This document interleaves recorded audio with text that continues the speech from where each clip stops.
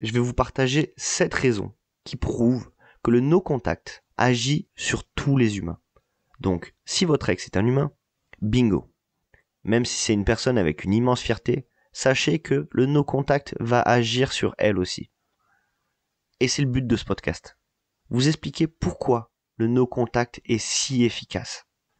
Et la raison numéro 1, c'est que nous sommes programmés pour réagir à la perte. Lorsque votre ex a rompu avec vous, il pensait qu'il vous aurait toujours sous une forme ou une autre. Il pensait que vous serez toujours là, si un jour il décidait de changer d'avis.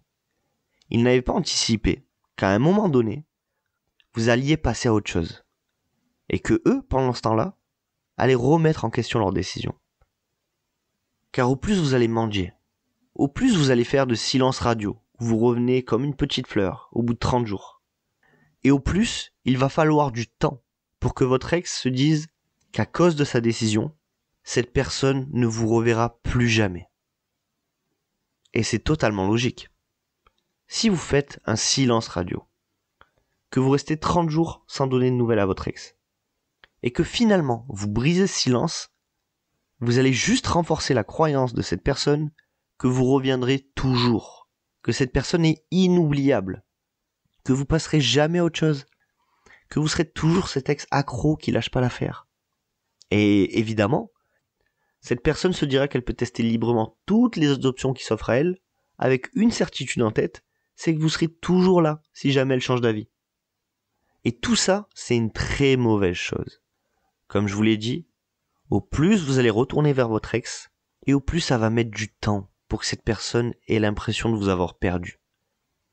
Vous comprenez bien que si au jour 1, quand on vous quitte, vous disparaissez, vous ne donnez plus de nouvelles, il ne va pas falloir bien longtemps pour que cette personne s'inquiète et revienne vers vous. En revanche, si une personne vous quitte, que vous faites un no contact d'une semaine, que vous craquez, que vous faites un no contact de 3 semaines, que vous craquez, que vous faites un no contact de 1 mois, que vous craquez, à un moment donné, cette personne sera sûre que même dans 5 ans, elle pourra revenir, vous serez toujours accro. Et ça, c'est peut-être la pire chose qui peut vous arriver. Car quand une personne est acquise, notre taux d'intérêt descend automatiquement. La raison numéro 2, c'est que l'humain a à la fois besoin de prévisibilité, mais aussi d'imprévisibilité. En ayant supplié, négocié avec votre ex, vous êtes devenu ultra prévisible. Mais en ne tendant plus la main à votre ex, et en restant en no contact, vous allez petit à petit rééquilibrer cette balance. En faisant ça, vous allez redevenir beaucoup plus imprévisible avec le temps. Entre nous, il y a quoi de plus ennuyant que quelqu'un d'ultra prévisible? Comme je vous l'ai dit un peu plus tôt, votre ex sait que s'il vous envoie un message maintenant, demain soir, il peut être au restaurant avec vous. Il peut coucher avec vous. En général, quand on se retrouve sur ce genre de podcast, sur ce genre de vidéo, il est déjà un peu tard. On a déjà fait souvent des erreurs, des interdits comme on dit. Néanmoins, il n'est jamais trop tard pour réagir de la bonne manière. Et surtout, utilisez cette expérience, cette douleur, pour nous assurer qu'on ne réagira plus jamais de la même manière. Le jour où on sera de nouveau amoureux de quelqu'un, en relation avec quelqu'un, que ce soit avec votre ex ou une nouvelle personne, vous aurez les clés pour ne jamais perdre votre dignité, ne jamais ressouffrir comme vous souffrez actuellement. Parce que si vous souffrez autant, c'est que votre ex vous a repoussé à répétition, ce qui a totalement détruit l'estime que vous aviez de vous-même. Bref, revenons à ce que je disais juste avant. Prévisibilité, imprévisibilité. En les laissant avec les conséquences de leurs décisions, ils vont commencer à se poser des questions. Et les points d'interrogation vont commencer à se transformer en hameçons. Et c'est cet hameçon qui va les attraper et les pousser à revenir prendre de vos nouvelles. La raison numéro 3, c'est que le silence crée le mystère. Avec le temps, ils vont vraiment commencer à se dire « Mais il se passe quoi là en fait ? Pourquoi il m'envoie plus de messages ?» Parce qu'ils s'attendaient à recevoir un message de vous tôt ou tard. Et quand ils verront finalement ça n'arrive pas, leur esprit va commencer à vouloir remplir les blancs. Ils vont commencer, comme vous, à s'imaginer des tas d'histoires. Et généralement, ces histoires auront plutôt tendance à leur faire du mal. Ils vont s'imaginer que si vous ne leur envoyez plus de messages, c'est peut-être parce que Vous avez réalisé qu'il n'était pas si exceptionnel finalement. Ou peut-être que vous avez rencontré quelqu'un d'autre, que vous les avez totalement oubliés, et que votre histoire n'était pas si significative que ça finalement. Toutes ces images vont provoquer de l'anxiété. Même si au début, votre ex ressent du soulagement quand elle vous quitte, toutes ces images, avec ce silence provoqué par le no-contact, va provoquer chez eux de l'anxiété. Et c'est cette anxiété qui va les pousser à vous tendre la main. C'est d'ailleurs pour ça que beaucoup d'ex reviennent, puis disparaissent quand on leur remontre de l'intérêt. En réalité, ils veulent juste venir prendre la température, voir si vous êtes toujours disponible, si vous êtes toujours acquis, si vous êtes toujours à fond, pour ensuite se barrer, une fois que vous aurez soulagé toute cette anxiété avec vos « tu me manques ».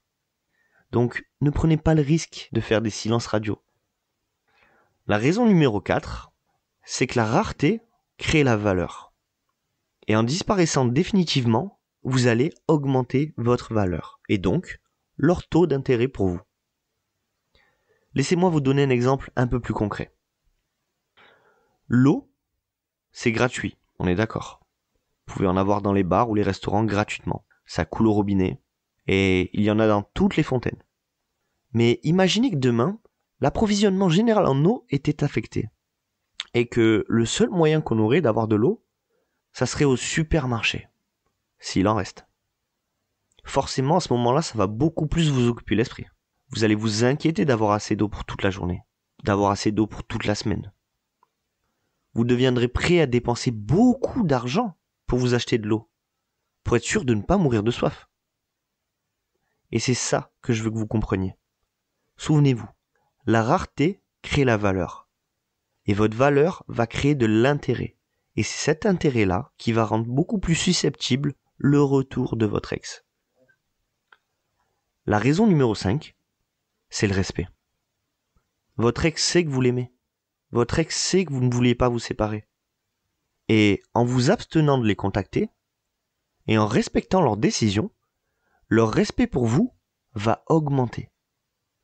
Et on ne peut pas aimer s'il n'y a pas de respect et d'estime pour son partenaire. C'est pour ça que vous ne pouvez pas vous permettre de contacter votre ex indéfiniment. Surtout que, à force, votre ex va ressentir de la peine et de la pitié pour vous. Et croyez-moi, vous n'avez pas envie de détériorer votre image à ce point. Vous n'avez pas envie de réduire toute votre belle histoire à une fin ridicule. Et d'ailleurs, regardez autour de vous. Vos amis, votre famille. Ces personnes-là qui comptent pour vous, elles vous respectent. Quand vous prenez une décision pour vous, elles vous encouragent, elles vous soutiennent dans ce que vous voulez faire. Et votre ex a pris une décision, celle de continuer sans vous. Cette personne n'est pas sûre à 100% que c'est la meilleure décision pour elle, mais en tout cas, c'est la décision qu'elle a prise. Et donc, comme quand vous étiez en couple avec cette personne, vous allez juste respecter sa décision, respecter son choix et accepter ses besoins, même si ça vous fait du mal, même si votre ego est blessé. C'est vraiment ce respect-là, cette réaction extrêmement mature qui va faire douter votre ex et lui faire se dire que vous êtes exceptionnel et qu'elle fait une grosse bêtise de vous laisser partir. La raison numéro 6, plus communément appelée FOMO, Fear of Missing Out en anglais, désolé pour mon petit accent, ça se traduit par la peur de passer à côté de quelque chose. Donc, en ne tendant plus la main à votre ex, vous allez créer du mystère. Surtout si vous ne postez plus sur les réseaux sociaux d'ailleurs. C'est un petit détail, je ferai peut-être un podcast sur ça aussi. Comment gérer les réseaux sociaux en pleine rupture. Parce que ça peut être super intéressant d'en discuter. Dites-moi en commentaire d'ailleurs si ça vous intéresserait comme sujet. Donc, en ne tendant plus la main à votre ex, vous allez créer du mystère. Ils vont petit à petit se poser des questions sur leurs décisions. Se demander s'ils ne sont pas en train de rater quelque chose avec vous. Et comme je vous l'ai dit tout à l'heure, vu qu'ils n'auront plus d'informations sur vous, ils vont commencer à vouloir remplir les blancs dans leur cerveau. Et avec leur imagination débordante, ils vont vous imaginer en train de vous éclater sans eux. Où vous êtes super bien, vous vivez votre meilleure vie et vous êtes passé à autre chose. Et enfin, la raison numéro 7, c'est les open loops, les boucles ouvertes en français. L'esprit humain est conçu de telle façon qu'il déteste les open loops. Je vais vous donner un exemple. Imaginez, il y a un pote à vous, il vous regarde et il vous dit « Oh, il faut que je te raconte quelque chose ». Vous automatiquement, vous allez vouloir savoir ce que c'est. Vous allez dire, vas-y, raconte-moi. Et à ce moment-là, votre pote, il vous dit non, mais en fait, je te dirai plus tard. Vous allez avoir une tendance naturelle à vouloir savoir maintenant. Vous allez lui dire, maintenant que tu m'as dit ça, dis-moi. Et c'est ça, les open loops. C'est aussi pour ça que les épisodes des séries se terminent toujours en plein milieu d'un moment important, ou juste avant un dénouement.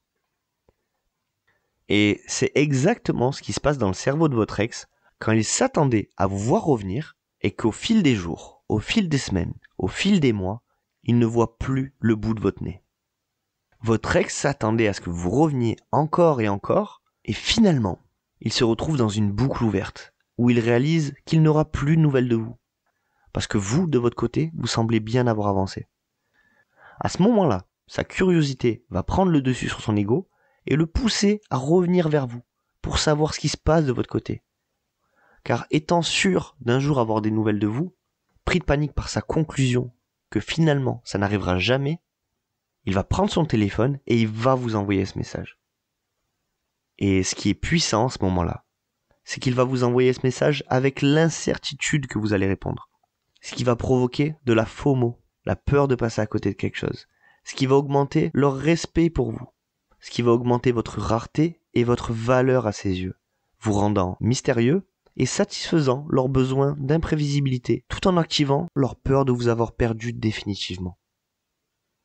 Qui aurait pensé que la simple action d'entrer en nos contacts, d'accepter la rupture, de laisser partir cette personne, de la laisser avec les conséquences de sa décision, sans la retenir, qui aurait pensé que ça pouvait être aussi puissant, aussi efficace? J'espère que vous avez apprécié ce podcast en tout cas. N'oubliez pas, si ce n'est pas encore fait, vous pouvez répondre au questionnaire qui se trouve en description de chaque podcast pour recevoir gratuitement par mail mon avis sur votre situation. En attendant, restez forts, restez en nos contacts, continuez à avancer et je vous promets, tout ira merveilleusement bien. Allez, bisous.